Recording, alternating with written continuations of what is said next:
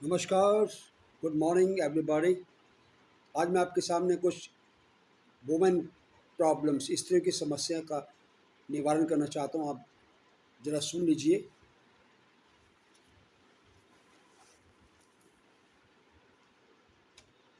स्त्रियों की समस्याएं। स्त्रियां अपनी जातीयता और सनई स्वभाव के कारण पुरुषों से भिन्न होती हैं। स्त्रियों की अधिकांश तकलीफ़ें उनके अनियमित मासिक स्राव के कारण होती हैं, जो हार्मोन्स के असंतुलन के कारण होता है। स्त्रियां स्वभाव से नरम प्रकृति की और अत्यधिक भावुक होती हैं। इसलिए यदि मासिक स्राव शुरू होने से पहले बचपन में उनकी भावनाओं को ठेस पहुंची हो, तो उनकी अंतःस्रावी ग्रंथियों को नुकसान होता है। अंतःस्रावी ग्रंथियों की इन क्षतियों से वे अनजान होती हैं। अतः अंतःस्रावी ग्रंथियों को व्यवस्थित न करने से वो हार्मोन्स में असंतुलन हो जाता है। परिणाम स्वरूप मासिक स्राव अनियमित हो जाता है। मासिक की अनियमितता का अर्थ है दर्द के साथ समय से पहले या विलंब से मासिक स्राव होना, अत्यधिक या अत्यंत रक्तस्राव होना। मासिक स्राव का रंग रक्त जैसा लाल होना और कपड़े से उसका दाग सरलता से दूर न होना। ये याद रखना चाहिए कि नियमित ऋतु चक्र का मतलब है 28वें या 29वें दिन बिना किसी दर्द के नियमित मासिक स्राव होना। ये चंद्रमा के मासिक चक्र से संबंधित है। मासिक स्राव लाल रंग का, आसानी से धोया जा सके ऐसा तथा लगातार 3 दिनों तक आना चाहिए। हार्मोन्स का असंतुलन शारीरिक रोगों के अलावा मानसिक रोगों में भी परिणत हो सकता है। भारत तथा अधिकांश अल्प विकसित देशों में स्त्रियां अपनी मासिक संबंधी तकलीफों तथा यौन रोगों के बारे में बताते हुए शर्माती हैं। जब आपके पास कोई महिला रोगी आए तो नियमानुसार जांच और उपचार कीजिए। सर्वप्रथम उसके हाथ के नाखून और उनमें स्थित अर्धचंद्र का निरीक्षण कीजिए। नंबर 2, यदि उसने नेल पॉलिश लगा रखा हो तो उसका ऊपरी होंठ देखिए। अंतःस्रावी की गड़बड़ी के कारण आपको उसके ऊपरी होंठ के ऊपर की तरह सूक्ष्म बाल दिखाई देगी। उसके हाथ के पंजों की जांच करने पर यदि वह ठंडे लगे तो ये समझ लें कि उसे अधिक मासिक स्राव होना होगा और उसके शरीर में सुस्ती होगी। नंबर 4, अपने निरीक्षण को प्रमाणित करने के लिए उसके हाथ के पंजे के बिंदु 11 से 15 पर दबाव दीजिए। उसे इस बिंदुओं पर दर्द होगा। इस प्रकार आप हॉर्मोन्स के संतुलन के रोग का निदान सरलता से कर सकते हैं। अत्यधिक मासिक स्राव के मामले से आपको रोगी की आंखें और चेहरा निस्तेज लगेंगे और हाथ पैर के पंजे ठंडे लगेंगे। रोगी के शरीर की ये कमी जरूर दबाव और भोजन से पूरी करनी चाहिए। ऐसे मामलों में समय बीतने पर रोगों का शरीर और निस्तेज होता जाता है। बिंदु 37 की जांच करने पर यह मालूम हो जाता है। ऐसे मामलों में कृमि के बिंदुओं की भी जांच करनी चाहिए। यदि लोगों को श्वेत प्रदर की तकलीफ होगी तो आपको उसके नाखून के अर्धचंद्र पर सफ़ेद बिंदु दिखाई देंगे। एड्रिनल ग्रंथि के बिंदु 28 को दबाने पर यदि रोगी को दर्द हो तो उसके शरीर में बहुत ही ज़्यादा गर्मी होगी।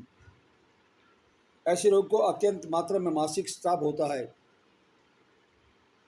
उसके हाथ में के पंजे गर्म रहते हैं तथा मुंह पर मुहासे होते हैं। इस आधार पर हम कह सकते हैं कि मासिक स्राव का काम कम होने से शरीर में गर्मी बढ़ती है, जिसके परिणाम स्वरूप मुहासे, कब्ज, स्थायी सर्दी और कभी कभी त्वचा के रोग भी हो जाते हैं। अधिक एड्रिनल ग्रंथि के बिंदु 28 को दबाने पर यदि रोगी को दर्द हो तो उसके शरीर में के बहुत सी ज़्यादा गर्मी होगी। ऐसे लोगों को अत्यंत मात्रा में मासिक स्राव होता है। उसके हाथ के पंजे गर्म रहते हैं और तथा मुंह पर मुहासे होते हैं। इस आधार पर कह सकते हैं कि मासिक स्राव का कम होना से शरीर में गर्मी बढ़ती है, जिसके परिणाम स्वरूप मुहासे, कब्ज, स्थायी सर्दी और कभी कभी त्वचा के रोग भी हो जाते हैं। जबकि अधिक मात्रा से मासिक स्राव होने से रोगी की शरीर का तापमान कम हो जाता है। इससे सुस्ती, अरुचि, स्वभाव में विरूपता इत्यादि आ जाते हैं। इसके अलावा कामेच्छा कम होती है, पीलिया होता है, शरीर के में चर्बी बढ़ जाती है और शारीरिक क्षीणता की तकलीफ भी होने लगती है। यदि इस सभी का उपाय ना किया जाए तो गर्भाशय का कैंसर भी हो सकता है। कमर का दर्द मुख्य रूप से अनियमित मासिक स्राव कमर के दर्द का मूल कारण है। इसके लिए बिंदु 9 और 19 में 15 पर दबाव दीजिए। अंतःस्रावी हार्मोन्स का अंशुतुलन यौन ग्रंथियों के हार्मोन्स में अंशुतुलन होने से गर्भाधान में कठिनाई बढ़ती है। कभी कभी गर्भपात भी हो जाता है। ऐसे मामलों में अधिकतर यौन ग्रंथियों की तकलीफें भी मुख्य कारण होती हैं या फिर शरीर में गर्मी की वृद्धि होती है। इसे बिंदु 28, 22 और 23 पर उपचार करने से ठीक कर सकते हैं। स्तन का कैंसर मैमोग्राफी एक्यूप्रेशर पद्धति में स्तन के कैंसर की जांच बहुत सरल और अचूक होती है। यदि रोगी की यौन ग्रंथियों के बिंदु 11 से 15 और अन्य अंतःस्रावी ग्रंथियों तथा लसिका ग्रंथियों के बिंदुओं पर बहुत दर्द होता हो तो उसके हाथ के पंजे के पीछे के भाग में चित्र दर्शाए अनुसार दबाव दीजिए। यदि दाहिनी हाथ के पंजे के पीछे वाले भाग में दर्द मालूम हो तो इसका अर्थ है कि दाहिने स्तन में तकलीफ है। इसी प्रकार यदि बाएं हाथ के पंजे के पिछले भाग में दर्द हो मालूम पड़े तो इसके अर्थ है बाएं स्तन में तकलीफ है। यदि लसिका ग्रंथि के बिंदु 16 को दबाने से असह्य दर्द हो तो ये कैंसर होने का संकेत है। यदि आवश्यक है तो बायोप्सी करवाकर इसे निदान का समर्थन किया जा सकता है। यदि रोगी को केवल हाथ के पंजे के पिछले भाग में ही दर्द हो और बिंदु 16 या पर दबाव देने पर भी दर्द ना हो तो इस तकलीफ को गंभीर नहीं कहा जा सकता। 15 से 30 दिनों की नियमित चिकित्सा के ये तकलीफ मिट सकती है। गर्भाशय का कैंसर यदि रोगी को बिंदु 11 से 15 और बिंदु 16 या अत्यधिक दर्द हो तो कैंसर का निदान निश्चित रूप से किया जा सकता है, अथवा ये इस बात का संकेत है कि यदि बिंदु 11 से 15 और बिंदु 16 पर दर्द की मात्रा बहुत अधिक हो तो इसका अर्थ है कि कैंसर खूब फैल चुका है। बायोप्सी के द्वारा इस निदान को स्थगित कर सकते हैं।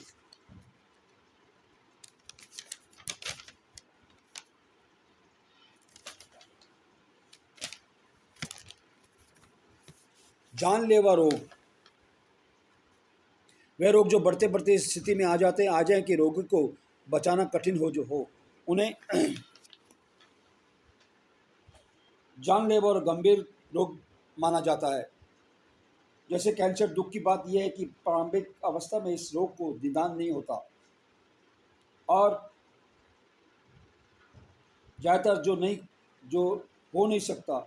आधुनिक प्रचलित मेडिकल पद्धति द्वारा स्वीकार किया गया है कि यदि कैंसर जैसे रोग 30% से अधिक बढ़ चुके हैं तो इसके बाद ही लेबोरेटरी टेस्ट द्वारा उनका निदान संभव होता है। उसके बाद रोगी को और गॉल ब्लैडर को इतना नुकसान हो जाता है कि उसे पीलिया हो जाता है और रोगी को बचाया नहीं जा सकता। डॉक्टर डगली की पुस्तक कैंसर डॉक्टर इस बात से संतोष कर लेते हैं कि रोगी का कैंसर तो मिट गया परंतु वह पीलिया से मरा है। रोगी और उसके सगे संबंधियों को इस बात में रुचि होती है कि रोगी पूर्णतः अच्छा हो जाए। रोगी किस रोग से भरा मरा है ये जानकर उन्हें क्या मिलने वाला है। रोग की अनेक बार एंटीबायोटिक या अधिक शक्तिशाली दवाइयों से दवा दिया जाता है। वह रोग जब कुछ दिनों, महीनों या वर्षों के बाद पुनः प्रकट होता है तब रोगी को बचाया नहीं जा सकता। डॉक्टरी चिकित्सा का मुख्य उद्देश्य रोगी की प्राण रक्षा करना है। एलोपैथी की मुख्य पुस्तक मेडिका के अनुसार डॉक्टरों का आदर्श ये है कि वे रोगी के हित में ये सब कुछ करें। रोगी कोई गिन बड़े चूहे जैसा जानवर नहीं है जिस पर प्रयोग किया जाए। इसके उपरांत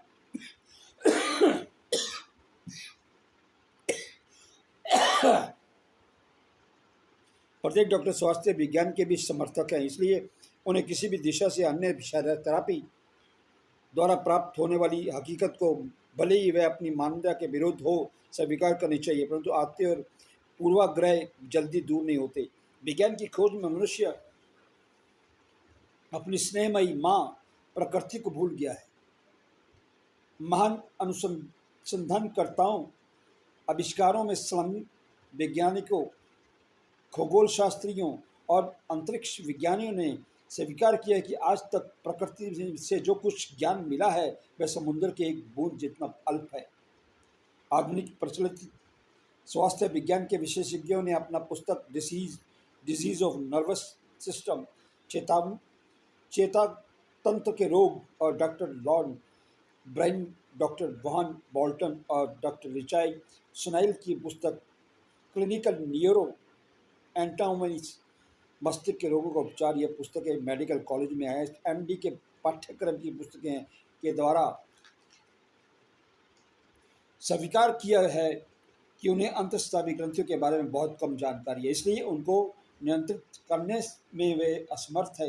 वे स्वीकार करते हैं कि यदि पैनक्रियास ग्रंथि कम कार्यशील हो तो व्यक्ति को डायबिटीज हो जाता है, परंतु ये पैनक्रियास यदि बहुत अधिक कार्यशील हो तो क्या होगा, इस बारे में उन्हें जानकारी नहीं है। जब पैनक्रियास बहुत अधिक काम करती है तो मस्तिष्क और मेरुदंड को ग्लूकोज शर्करा की कमी हो जाती है। परिणाम स्वरूप कभी कभी तीव्र सिर दर्द, आधा शीशी होता है, आधा शीशी में सिर के एक तरफ बहुत दर्द होता है। इस पीड़ा को दबाने के लिए दर्द शामक दवाइयाँ दी जाती हैं, जिसे लंबे समय तक लेते रहने पर एसिडिटी हो जाती है और मुंह तथा आंतों में छाले पड़ जाते हैं। इस डॉक्टर विशेषज्ञ ने स्वीकार किया है कि ये बहुत महत्वपूर्ण है कि ये सभी अंतःस्रावी ग्रंथियां ठीक से कार्य करें। वे ये तथ्य की स्वीकारते हैं कि यह अंतःस्रावी ग्रंथियां कभी कम और कभी ज़्यादा काम करती हैं।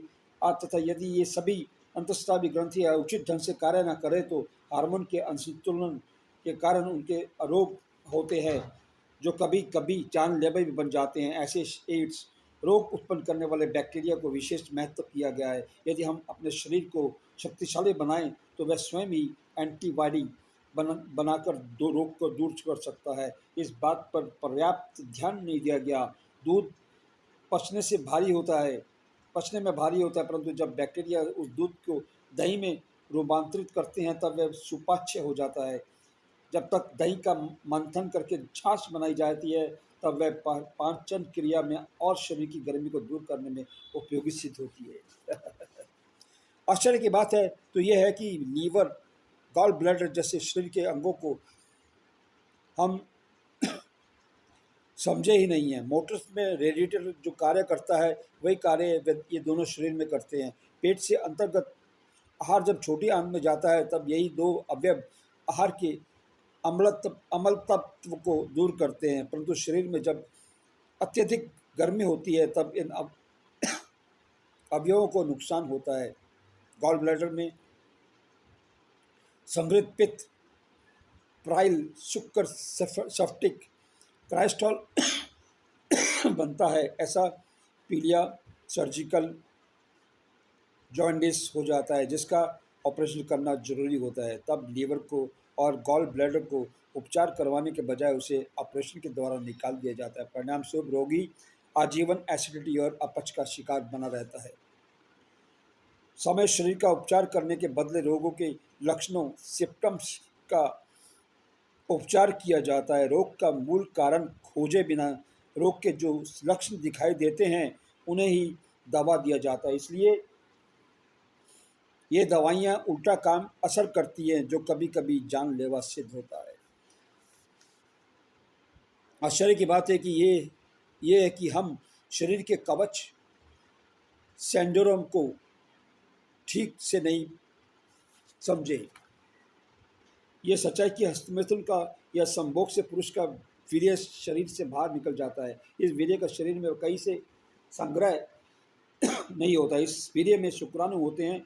ये जब स्त्री के बीजांड एग ओवा में प्रवेश कर उसे फलित करते हैं तब गर्भाधान होता है। वीर्यवान पुरुष 80 वर्ष की आयु में भी पिता बनने की क्षमता रखता है। शरीर में ये वीर्य किस तरह उत्पन्न होता है ये समझना जरूरी है। 40 किलोग्राम आहार लेने पर उसमें से 1 किलोग्राम रक्त बनता है और 1 किलोग्राम रक्त से 49 दिन में वीर्य की कुछ बूंदें बनती हैं। इनके बनने का क्रम इस प्रकार है: आहार द्रव स्वरूप में बदलता है, दूसरा रक्त में रूपांतरित होता है, तीसरा चर्बी, चौथा स्नायु, पांचवा अस्थि, छठा अस्थि मज्जा, बोन मैरो और अंत में सात वीर्य बनता है। इस वीर्य की 4 गुनी वृद्धि होने पर चित्त दर्शाए अनुसार 74 दिन और लग जाते हैं। शरीर में जन्म से ही वीर्य बनने लगता है। ये समय शरीर से फैलता है। इसकी मात्रा 41 में दर्शाए अनुसार नाखूनों के अर्धचंद्र में जानी जा सकती है। शरीर में स्थित सभी अंतःस्रावी ग्रंथियां, शरीर में स्थित विद्युत बायोइलेक्ट्रिसिटी, शरीर में स्थित गर्मी के संयोजन द्वारा रक्त में से वीर्य बनता है। ऐसे वीर्य लेबोरेटरी में बनना संभव नहीं है। ये वीर्य रज, विजांड, ओवा, शरीर का कवच, सेंडोरम बनता है। लगभग 12 वर्ष की उम्र में जब यौन ग्रंथियां अधिक सक्रिय बनती हैं तब शरीर में स्थित गर्मी की प्रक्रिया के कारण ये वीर्य परिपक्व होने लगता है। हाथ पैर के नाखूनों के अर्धचंद्र बढ़ने लगते हैं और वे दूध जैसे सफेद बनते हैं। इस तरह वीर्य रज शरीर का कवच बनता है। ये जितना भी अधिक सशक्त होगा उतना ही शरीर का कवच अधिक बलवान बनेगा, रोग से शरीर की रक्षा करेगा। तो साहब, मैं आपसे यही कहना चाहता हूँ, आधुनिक दुनिया है, कलयुग का ज़माना है, तो शरीर जो है ये अपनी प्रॉपर्टी है, ये हमारी प्रॉपर्टी है। इसे इस शरीर को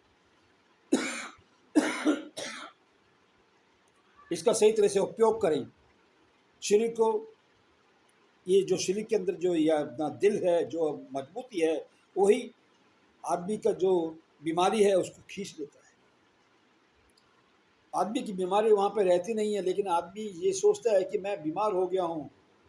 बीमार होने के बाद में आदमी लाचार हो जाता है। लाचार होने के बाद में वो सोचता है कि मैं अच्छे डॉक्टर के पास जाऊँ, लेकिन जो कैसे भी करके कोई भी डॉक्टर के पास चला जाता है, उसके जाने के बाद में जब वो अपना निवारण करवाता है तो उसे मालूम पड़ता है कि मेरे को क्या तकलीफ़ है।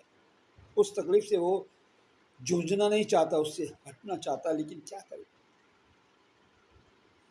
डॉक्टर उसका पहले चेक करेंगे ब्लड प्रेशर, बीपी से चेक करेंगे, उसके बाद में आंखें चेक करेंगे, कान चेक करेंगे, हाथ में सही चल रहा है कि नहीं चल रहा है, ये सब देखने के लिए टांगों देखेंगे कि आदमी की हालत कैसी है। उसके बाद में बोलेंगे ये टेस्ट करवाओ, वो टेस्ट करवाओ, वो टेस्ट करवाओ, वो टेस्ट करवाओ। मैं यही कहना चाहता हूँ कि टेस्ट तो बहुत से होंगे। टेस्ट करने के बाद में आदमी ये सोचता है कि मैं क्या करूँगा, पैसे भी जेब में बहुत कम है। तो मैं ज़्यादा बड़ी बात नहीं करता हूँ, छोटी सी बात करूँगा कि एक्यूप्रेशर करवा लो। एक्यूप्रेशर के अंदर इतनी ताकत है, मैं आपको बयान नहीं कर सकता, लेकिन उसका टाइम लगता है। आपने इंजेक्शन लिया, गोली खाई, डिजीज़ यानी कि बीमारी को भगा दिया, बीमारी वहीं पे रहेगी, लेकिन वो आप ठीक हो जाए, बोले मतलब ठीक हो गया, दूसरे दिन फिर वही हालत, लचक पचक वही हिसाब किताब। तो अपना शरीर को हमको ही संभालना है, दूसरा आके इसको संभालने वाला नहीं है। समझे मेरी बात। तो हम तो भैया एक्यूप्रेशर करते हैं। अभी देखो ये घुटने में दर्द आया तो हमने घुटने को दबा दिया, या समझे चारों तरफ से उसको घुटने को दबा दिया। अभी मैंने हाल ही में एक गुरुजी थे हमारे, मैंने बोला साहब ये मैं, हमारे यहाँ पे लिफ्ट तो है नहीं, हमें सीढ़ियों से चलना पड़ता, थोड़ा सा ये दर्द होता है। बोला लाटनी जानते हो? बोला लाटनी? मैं बोला हाँ बेलन, बेलन बोले बेलन, बोला हाँ बेलन जानता हूँ। बोला 100 इधर से ऊपर से नीचे से ऊपर तक गिनो और 50 इधर गिनो, ये भाग में 50 100 इधर। बड़ी बात नहीं करता हूँ, छोटा आदमी, छोटी ही बात करूँगा। वो मैंने लाटनी दिया, वो 30 दिन आज मेरे को, मैं जब भी वक्त मिलता हूँ उसको लेके बैठ जाता हूँ। भगवान की कसम, किसकी भी कसम दिलवा दो, आराम मिल गया। ऐसा आराम मत पूछो, बहुत आराम मिल गया। अभी भी मैं सोच रहा हूँ बस ये थोड़ा वीडियो ख़त्म हो कि मैं फिर शुरू हो जाऊँ। 150 गिनने में क्या जाता है, लेकिन वो लाटनी जो है ना घूमनी चाहिए, ऐसा पकड़ो कि वो घूमनी चाहिए। और मैं बोलता हूँ भाई, वो गुरुजी तो कहाँ मिलेंगे, पता नहीं कहाँ चले गए हो। चाय पीने में होटल में गया था, वहाँ बैठे थे, बोले जय श्री राम। मैं बोला जय श्री राम, मेरे को देख के बोले जय श्री राम। मैं भी बैठ गया, मेरा हाँ साहब। बोलो तो टांग में तकलीफ दिखती है आपके? थोड़ी सी है साहब। और क्या हमारे यहाँ पे लिफ्ट नहीं है तो हमको ज़रा चल के आना पड़ता है। बोला कोई बात नहीं, अरे हम सबको दवाई बता देते हैं। बोला कौन सी दवाई, खाने की दवाई? बोले नहीं नहीं नहीं नहीं, खाने की बिल्कुल नहीं, खाली एक लाटनी लो। मतलब लाटनी किसको बोलते हैं? बोलो वो बेलन है ना जो आप चपाती बनाते हो? हाँ जी। बोलो बेलन को 100 बार इधर गिनो, 50 बार ऊपर गिनो, 100 बार गिनो, लेकिन वो घूमनी चाहिए, क्योंकि ब्लड का सर्कुलेशन है ना, वो चलना चाहिए। ब्लड का दौरा, खून का दौरा अगर चलेगा नहीं तो फिर मज़ा नहीं आएगा ना, तो वो चलना चाहिए। तो भाजी मैं आया घर पे, मैं बोला सब कुछ छोड़ा, पैर जूते वूते उतारे, मैं बोला शुरू हो जा भाई। एक दिन किया, शाम को किया, दोपहर को किया, दूसरे दिन फिर किया। मैं बोला भैया ये तो सही चीज़ है। यहाँ पे दर्द होता था, यहाँ पे और यहाँ पे ऊपर भी घुमा दिया, और ऐसा दर्द मिट गया कि पूछो मत। लाडली ने ऐसा काम कर दिया, मेरे को अच्छा नहीं लगता, क्योंकि लाडली अपना रोटी बनाती है ना, मैं पैरों में घुमाऊँ तो अच्छा नहीं लगता। फिर मैंने सोचा क्या कुछ फ़र्क नहीं पड़ता, उसको धो के रख देने को। तो हमारे ज़माने, हमारे माता जी के ज़माने में वो अलग लाटनी आती थी, वो बराबर घूमती थी। ऐसे पकड़ लो, ऐसे पकड़ लो, ऐसे घुमाते रहो। अरे प्रभु उन महाराज को लंबी उम्र दे। चाय के पैसे भी उन्होंने मेरे पे ही चाय के पैसे दिए, उन्होंने मेरे से एक पैसा नहीं लिया। मैं बोला आप कहाँ जाएंगे? बोलता बस हिमालय की, हिमालय जाना हमें। मैं बोला बहुत खूब महाराज, आपको प्रणाम है। फिर मैं कैसे पूछ सकता हूँ कि ये ठीक होगा नहीं होगा? मैं बोला महाराज आपने दवाई बता दी, बहुत अच्छा किया, बताओ जीते रहो खुश रहो, बड़ी उम्र थी, जीते रहो खुश रहो। प्रणाम किया उनको, मतलब ठीक है महाराज। ये है, मतलब कोई ना कोई फरिश्ता मिल जाता है।